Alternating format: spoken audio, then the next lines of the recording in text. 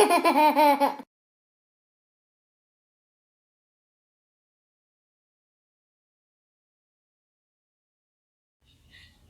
అండి, welcome back to my YouTube channel. So ఇంతకు ముందు లాస్ట్ వీడియోలో 1 to 4 మంత్స్ బేబీ డెవలప్మెంట్ ఎలా ఉంటుంది ఊమ్లో అవంతా నేను మీకు డిస్కస్ చేశాను క్లియర్గా. సో ఎవరన్నా చూడని వాళ్ళు ఉంటే ఫస్ట్ ఆ వీడియో చూసి నెక్స్ట్ ఈ వీడియోకి రండి. సో ఈ వీడియోలో వచ్చి మనం 5th month to 9th month baby development ఎలా ఉంటుంది ఊమ్లో అనేది తెలుసుకుందాం. సో ఈ ఊమ్లో డెవలప్మెంట్ ఎలా ఉంటుంది అనే దాన్ని బట్టి మనం బేబీకి క్వాలిటీస్ అనేవి చెప్పుకోవడానికి చేసుకోవడానికి వీలుగా ఉంటుంది అనమాట. అందుకని మీరు ఖచ్చితంగా ఈ వీడియో చూస్తే కనుక మీకు చాలా బెటర్గా ఉంటుంది అనమాట. ఏమేమి టీచ్ చేయొచ్చు ఏమని తెలుస్తుంది. అందుకని స్టార్టింగ్ డెవలప్మెంట్దే చెప్పాను, కానీ మిగిలిన వీడియోస్ చూస్తున్నారు కానీ ఇది అసలు చూడట్లేదు. సో ఒకసారి ఇది చూడడం వల్ల మీకు అడ్వాంటేజెస్ ఉంటాయి కానీ డిసడ్వాంటేజెస్ ఏమి ఉండవు. సో కొంచెం టైం తీసుకొని చూడండి. సో ఇప్పుడు 5th మంత్ వచ్చేసరికి బేబీ ఊమ్ లోపల తమ్తో సక్ చేయడం చూస్తారనమాట. కొన్ని మనకి ఇన్స్టాగ్రామ్లో రీల్స్ కూడా వస్తుంది అనమాట. సో ఎన్టీ స్కాన్ ఇలాంటి స్కాన్ అయినప్పుడు మాక్సిమం చాలా బేబీస్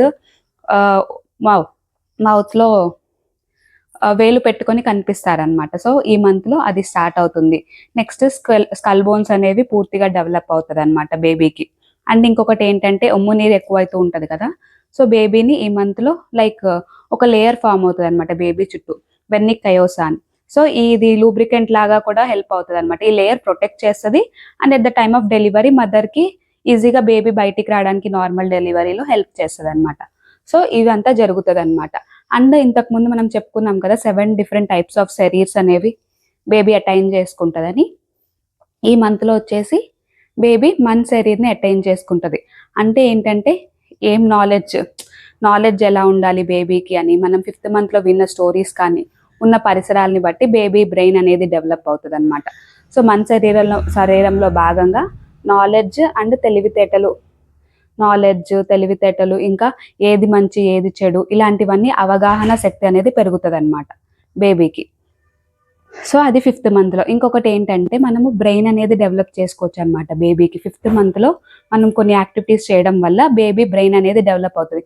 మనం చేస్తే బేబీకి ఎలా యాక్టివేట్ అవుతుంది అట్లా అనుకోద్దు. మనం తింటే బేబీకి ఫుడ్ వెళ్ళట్లేదా, న్యూట్రిషన్ వెళ్ళట్లేదా, అట్లనే మనం కష్టపడడం వల్ల బేబీకి కూడా బ్రెయిన్ డెవలప్మెంట్ అనేది జరుగుతుంది. సో లెఫ్ట్ బ్రెయిన్ డెవలప్ అవ్వాలంటే logical puzzles, maths related puzzles అనేవి మదర్ ఫ్రీక్వెంట్గా చేస్తూ ఉండడం వల్ల బేబీకి లెఫ్ట్ బ్రెయిన్ డెవలప్ అవుతుంది.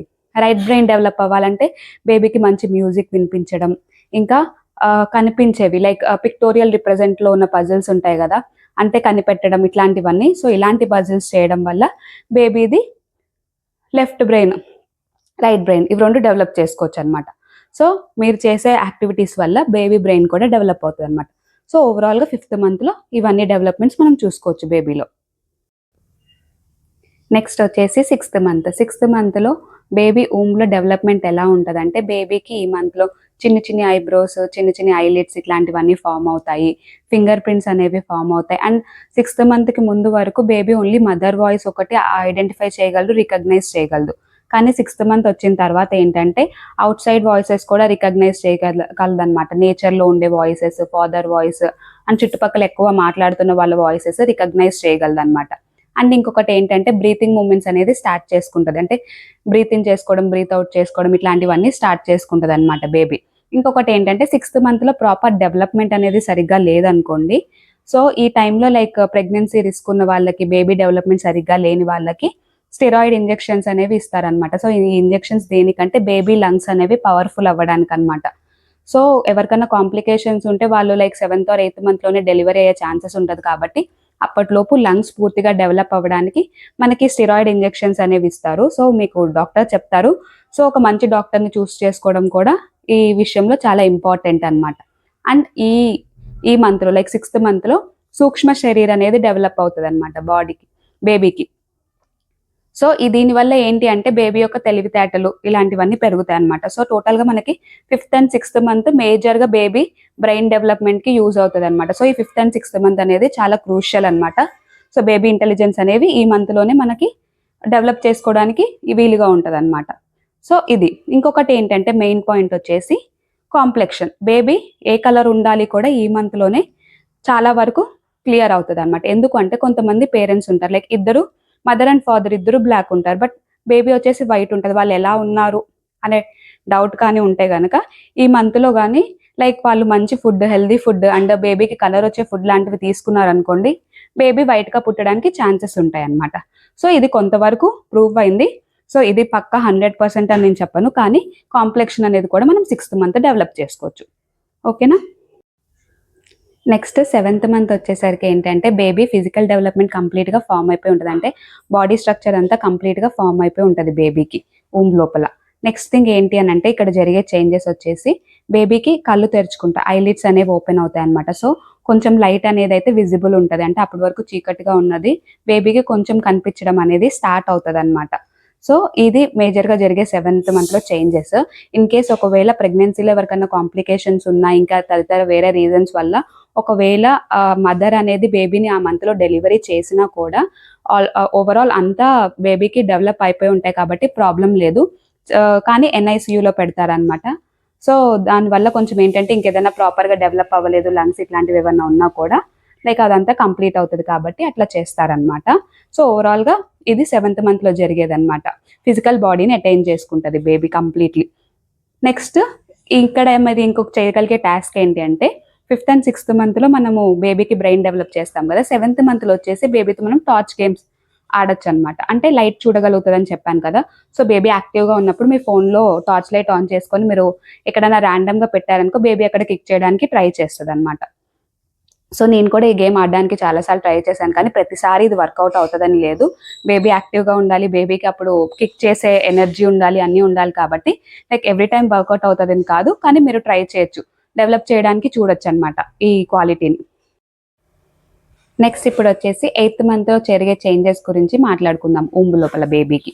సో 7th మంత్‌లోనే అంతా ఫిజికల్‌గా అంతా బాడీలో చేంజెస్ అనేది వచ్చేస్తాయి కాబట్టి 8th మంత్‌లో జస్ట్ బేబీ వెయిట్ గెయిన్ అవ్వడానికి ట్రై చేస్తదనమాట. అంటే బేబీ ఫ్యాట్ స్టోర్ చేసుకోవడానికి ట్రై చేస్తూ ఉంటది. అండ్ నెక్స్ట్ ఇంకొక పాయింట్ ఏంటంటే బేబీ హెడ్ రొటేట్ అవ్వడానికి ట్రై చేస్తది. లైక్ అంటే బేబీ పొజిషన్ తిరగడానికి ట్రై చేస్తది. అంటే బ్రీచ్ పొజిషన్‌లో ఇలాంటి పొజిషన్స్‌లో ఏదన్నా ఉంటే బేబీ తిరుగుతదనమాట. తిరగడానికి ట్రై చేస్తది.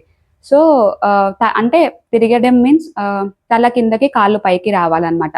సో ఈ 8th మంత్‌లో మదర్ ఎంత ఫిజికల్‌గా యాక్టివ్‌గా ఉంటే అంత బెటర్ అన్నమాట. ఎందుకంటే బేబీ తిరగడానికి గ్రావిటీ కూడా హెల్ప్ అవ్వాలి కాబట్టి లైక్ ఈ మంత్‌లో ఎంత యాక్టివ్‌గా ఉంటే అంత బావుంటుందన్నమాట బేబీకి. లైక్ బేబీ తిరగడానికి అంత హెల్ప్ చేసినట్టు అవుతదన్నమాట మనం.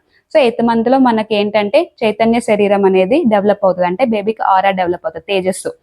సో ఈ తేజస్సు అనేది కాన్స్టెంట్‌గా ఉండదు. కొంసేపు మదర్‌కి, కొంసేపు బేబీకి షిఫ్ట్ అవుతూ ఉంటదనమాట. అందుకనే మాక్సిమం 7th మంత్‌లో డెలివరీ అయినా పర్లేదు కానీ 8th మంత్‌లో డెలివరీ అయితే బేబీ కొంచెం అంత తొందరగా గ్రాస్పింగ్ పవర్ ఇట్లాంటివంతా కొంచెం తొందరగా రాదనమాట. అందుకని 8th మంత్‌లో డెలివరీ అవ్వకుండా చూసుకోవాలి. మదర్ చాలా ఫిజికల్‌గా యాక్టివ్‌గా ఉండాలనమాట. ఓకేనా? సో అది చేంజెస్ చూసుకోవాలనమాట. ఇంకొకటేంటంటే ఈ ఆరా అనేది అటు ఇటు షిఫ్ట్ అవుతూ ఉంటది కదా! స్టెబిలిటీ ఉండదు. సో ఆ స్టెబిలిటీ రావడం కోసం మనం ఏమంటే శరణాగతి క్వాలిటీస్ అనేది బేబీలో డెవలప్ చేయాలి 8th మంత్‌లో.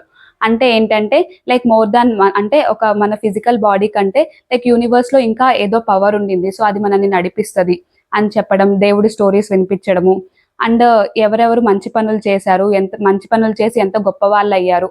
ఇట్లాంటి కథలన్నీ వినిపించడం వల్ల బేబీకి కూడా ఓకే. నేను కూడా అలా ఉంటే నాకు దేవుడు కాపాడుతూ ఉంటాడు అని చెప్పి. లైక్ దేవుడు అంటే లైక్ ఖచ్చితంగా మీరు దేవుడు గురించి అని చెప్పాలని లేదు.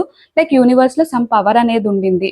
సో అది మనం మంచి పనులు చేస్తే మనకి మంచే చేస్తది అని చెప్పి బాడీ అంటే బేబీకి బాడీలో ఉన్నప్పుడే శరణాగతి క్వాలిటీస్ అనేవి డెవలప్ చేస్తే బెటర్ అన్నమాట. సో ఇవి మేజర్‌గా జరిగే చేంజెస్ అన్నమాట 8th మంత్‌లో. నెక్స్ట్ 9th మంత్‌లో వచ్చే బేబీ చేంజెస్ గురించి. సో 9th మంత్‌లో ఆల్రెడీ లైక్ బేబీ అంతా ఫిజికల్‌గా అంతా స్ట్రాంగ్‌గా అయిపోయి ఉంటది. లంగ్స్ అనేవి కంప్లీట్‌గా మెచ్యూర్ అవుతదనమాట. అంటే మనకి ఇప్పుడు బయటికొచ్చినా కూడా బేబీ తనంతట తాను లైక్ బ్రీతింగ్ మూవ్‌మెంట్స్ అనేవి ప్రాపర్‌గా తీసుకోగలదు. అంతా బావుంటుంది అని చెప్పి చెప్పుకోవచ్చనమాట. నెక్స్ట్ థింగ్ ఇక్కడ ఏంటి అనంటే నిర్వాణ శరీర్ అనేది ఫార్మ్ అవుతదనమాట. నిర్వాణ శరీర్ వచ్చేసి దేనికి హెల్ప్ అవుతది అనంటే బేబీ బయటికొచ్చినాక తనకి కావాల్సిన ఫిజికల్ డిజైర్స్, నీడ్స్ ఏంటి అని తెలుసుకోగలుగుతది. ఏది మంచి, ఏది చెడు, ఏది చేయడం వల్ల తనకి మోక్షం వస్తది, ఏది చేయడం వల్ల తనకి బ్యాడ్ జరుగుతది. ఇట్లాంటివన్నీ తెలుసుకోగలదనమాట తన జర్నీలో. సో దానికి హెల్ప్ అవుతదనమాట. ఇంకొక విషయం ఏంటి అనంటే ఈ మంత్‌లో లైక్ బేబీ ఇంతకుముందు రొటేట్ అవ్వడానికి ట్రై చేస్తది అని అన్నాను కదా! సో ఇప్పుడు కంప్లీట్‌గా రొటేట్ అవుతదనమాట. అండ్ మాక్సిమం 80-90% అందరికి లైక్ రొటేట్ అవుతది అండ్ పెల్విక్ రీజియన్‌లోకి డ్రాప్ అవుతదనమాట. సో ఇలా డ్రాప్ అవ్వడం వల్ల మదర్కి నార్మల్ డెలివరీ అయ్యే ఛాన్సెస్ ఎక్కువగా ఉంటాయి అన్నమాట. సో ఇది ఇక్కడ వరకు జరుగుతుంది అనమాట. నెక్స్ట్ ఇంకొక థింగ్ ఏంటి అని అంటే ఈ మంత్లో ఆమ్నియోటిక్ ఫ్లూయిడ్ అంటే ఉమ్ము నీరు అనేది తగ్గుతుంది అనమాట. ఇలా తగ్గడం వల్ల బేబీ మూమెంట్స్ అనేవి తక్కువగా తెలుస్తాయి ఇంతకు ముందు మంత్స్తో కంపేర్ చేసుకుంటే. సో తక్కువ తెలియడం వల్ల కంగారు పడాల్సిన పని లేదు. జస్ట్ బేబీ డ్రాప్ అయిపోయింది, ఉమ్ము నీరు బయటకు వస్తుంది కాబట్టి లైక్ మూమెంట్స్ తక్కువ తెలుస్తాయి. అట్లా అని అసలు మూమెంట్స్ తెలియకపోతే మటుకు ఖచ్చితంగా హాస్పిటల్కి వెళ్ళాల్సి వస్తుంది అనమాట. సో ఇది మేజర్గా జరిగే చేంజెస్ అనమాట 9th మంత్లో. సో మీకు 8th మంత్లో వచ్చేసి బేబీ అరౌండ్ 1.8 to 2.2 kgs ఉండాలి. అండ్ 9th మంత్లో వచ్చేసి బేబీ అరౌండ్ 2.5 to 3 kgs వరకు ఉన్నా పర్వాలేదు అనమాట. So depends upon the person అనేది బేబీ వెయిట్ అనేది డిఫరెన్స్ అవుతూ ఉంటుంది.